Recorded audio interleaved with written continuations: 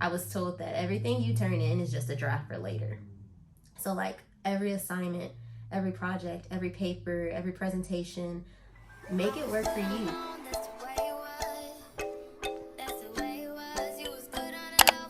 Hey everyone, it's your girl C Miss Chloe, aka Sierra Nicole, and if you are new here, welcome to my YouTube channel. If you are returning, thank you for rocking with your girl. Much love and appreciation. This video, I thought I would just talk about some of the lessons that I learned my first quarter at UCLA. Granted, I am in the PhD program, but I do feel as though these lessons could be applicable to really any level of a graduate degree, maybe even undergraduate. Some of the things might not apply, but some of them for sure. These are things that I was either told this quarter or things that I learned on my own experience, found out for myself. And so, you know, me being me, I gotta share the knowledge with you all. So here are some tips in no particular order, just things that I learned. And the first being to really take a look at that syllabus. Mind you, I want to say like all my professors just reused their syllabus from like COVID years, and there was a lot of flaws in it and it was ridiculous. So if you are a professor or a teacher or anything and you have a syllabus, I'm going to need for y'all to reread those things. Okay? It is okay to like reuse, recycle. It's okay that, you know, you want to keep the same assignments and methods and grading and all that other stuff, but please just look over it. You know, tailor it to that year, change dates, you know.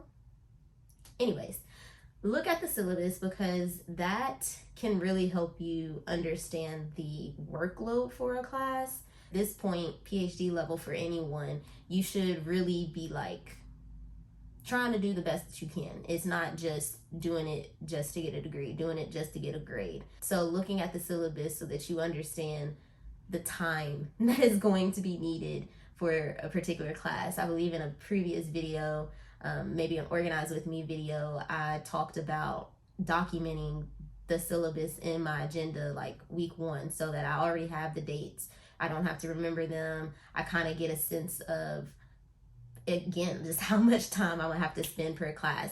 One class for me was like a support class, so that class took no time. Those assignments I can kind of push to the side a little bit because they're just a little bit easier and don't require a lot of effort, whereas another class of mine requires 110% effort. Like I really have to be able to focus. So really take the time to look at the syllabus, and I don't mean just like glance over it and just go on to the next class. Like I literally took one syllabus at a time, pretty much one day at a time, because I only have 3 classes. And so when I had one class that same day, I was looking at the syllabus. When I had the next day another class, I looked at that syllabus so that I had like a clear mind when thinking about the workload for each of these classes. Which also, with that increased workload, go to office hours, okay? That was never something that I did. I didn't do like the tutoring, the office hours, the overload of questions or anything like that, but it is needed and it is very helpful, and professors appreciate it.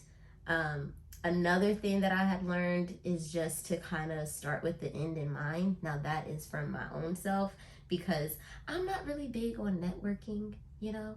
I'm someone that likes genuine connections, and like, you know, if we connect, we connect. If we talk, we talk, but I'm not intentionally going out to talk to people with the idea of like, oh, there's someone that can help me in the long run, or there's someone that I might need in the future, or whatever the case may be. And a lot of PhD program, research, publishing, it's a lot of like putting yourself out there, getting to know people, people getting to know your work, talking, networking, all of that. And so part of that is also with your professors. Like your professors are people that can possibly serve on your dissertation committee. They are people that can, you know, point you in the direction of someone that they know that's doing something that you're trying to do.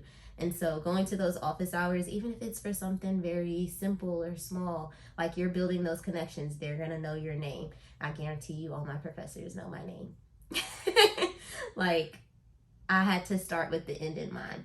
I know that I'm gonna need people in my corner. And that's not to say that every single professor of mine is going to be someone that I need to call on in the future. But if I do, there's someone that I could. And so go into office hours, if for nothing else than just to build a connection with your professor outside of class. But then that also leads me to making your classes work for you.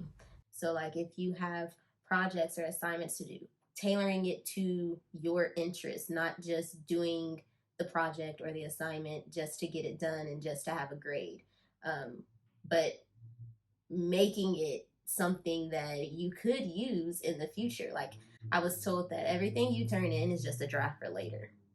So, like, every assignment, every project, every paper, every presentation, make it work for you. Tailor it to your interests. And if you're unsure of what your interests are, read and it'll eventually develop. Just read a variety of different things and you'll notice like themes or things that are missing from what you're reading that you have interest in finding out more about. You'll also see like all the limitations with different research that is out there, and so that can help you with figuring out, okay, a lot of this research is missing this piece.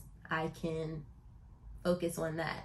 Or, oh, I really am interested in the fact that they're talking about this. How can I, contribute to that kind of topic or discussion or conversation or whatever? And so, just all in all, making your classes work for you, making the readings work for you, making the assignments work for you, making the professors work for you, making your advisor work for you, which is another thing. Talk to your advisor.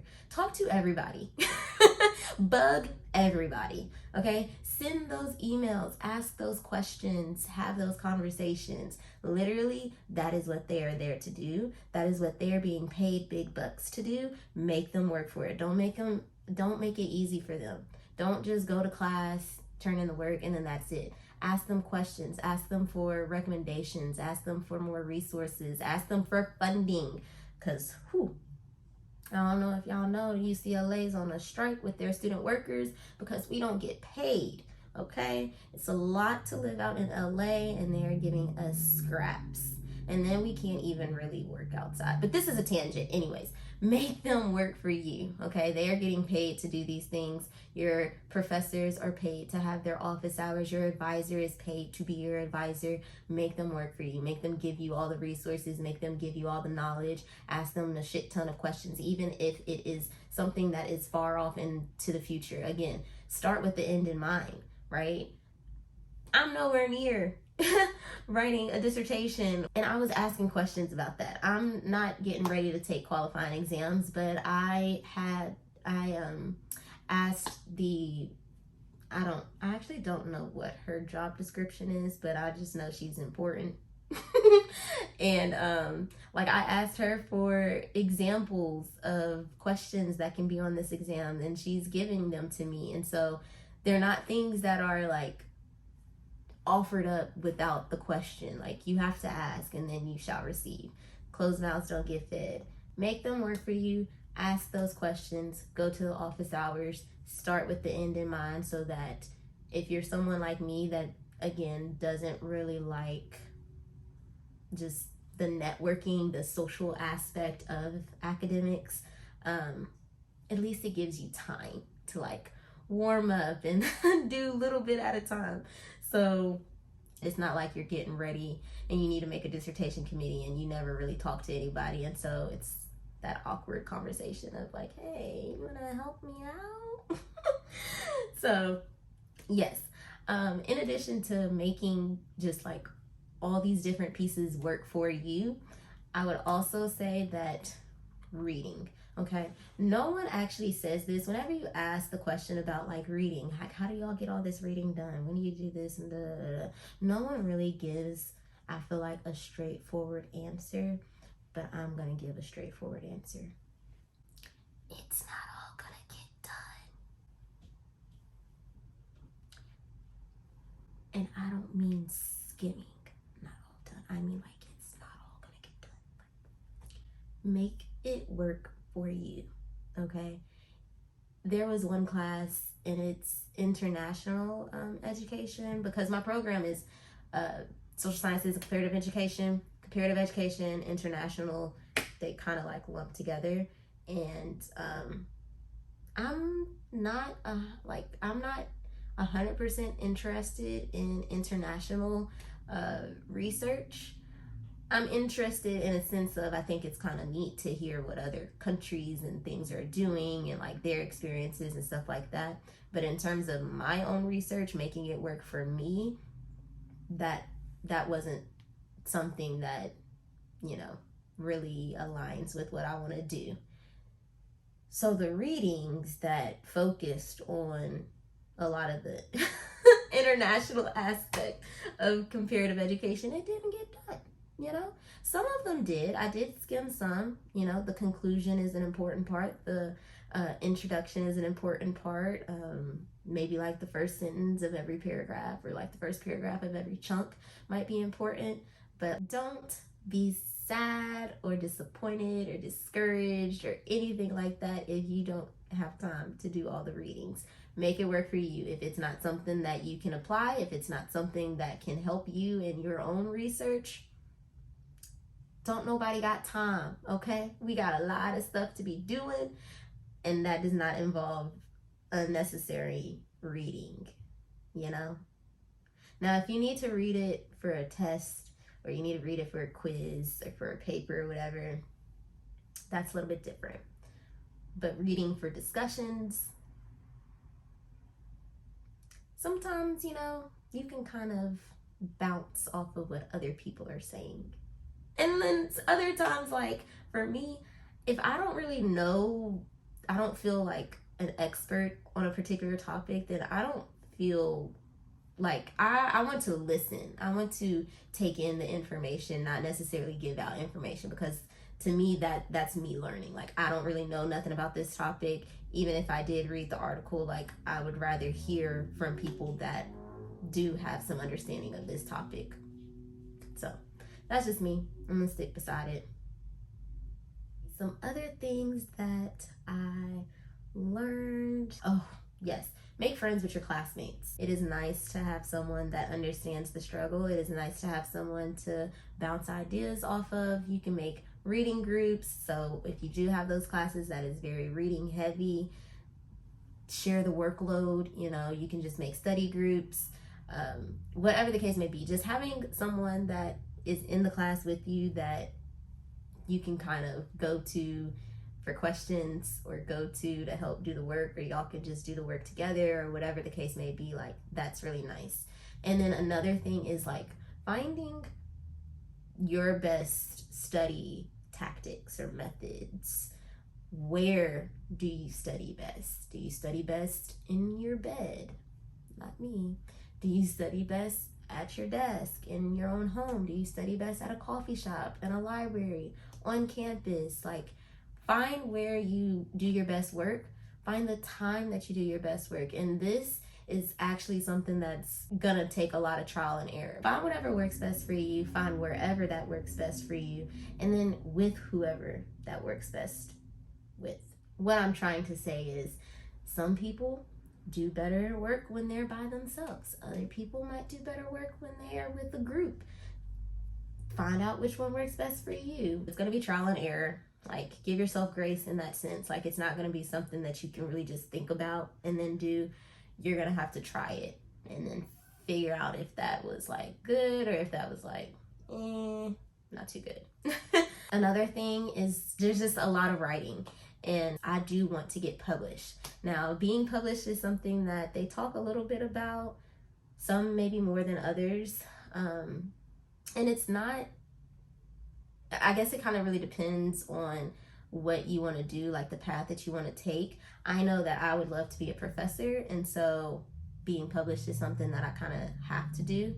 And I learned that being published can take a variety of forms. Like, I always thought it had to be some like real long, thorough, thoughtful research article, journal. And I'm like, I don't have time to write that much, or to even conduct the research that needs to be conducted to even write the paper. But you can be published for writing a book review, a literature review. Like, it doesn't have to be this intense body of work. or this extensive body of work, it can be a book review. And I actually had to write a book review on one of my classes, and they wanted us to do that so that we could possibly publish it and get kind of, I guess, used to that process, I guess, or just have something under our belts as being published. So I appreciated that class for that like opportunity or whatever. But yeah, I always thought that being published meant it was something like massive. Like, I don't have the time for that. And like, I have some classmates that are working on things to get published now, and it's like an extensive body of work, and I'm just like, I'm not ready for that yet. And so finding out that there were other ways that you can get published, a little bit more simple writing that you can do to get published, was very helpful for me. Because yeah, I gotta put myself out there if I want to be a professor, I guess. Which is also why I go back to starting with the end in mind, because thinking about what I want to do in the future has definitely helped me ask questions and figure out things that I could be doing right now to prepare for that. Yeah, I think that's really about it. I kind of like was jumping all over the place and kind of connecting things with each other, and I hope that it all made sense. But if you have any tips or things that you learned your first quarter, first semester, first year of graduate school, leave a comment below. If any of these helped you out, like if any of them were like, oh, I didn't think about that, or oh, okay, that makes sense, then let me know. I would love to connect and read those comments. But while you're commenting, don't forget to give this video a thumbs up. Don't forget to also subscribe. And until next time, bye.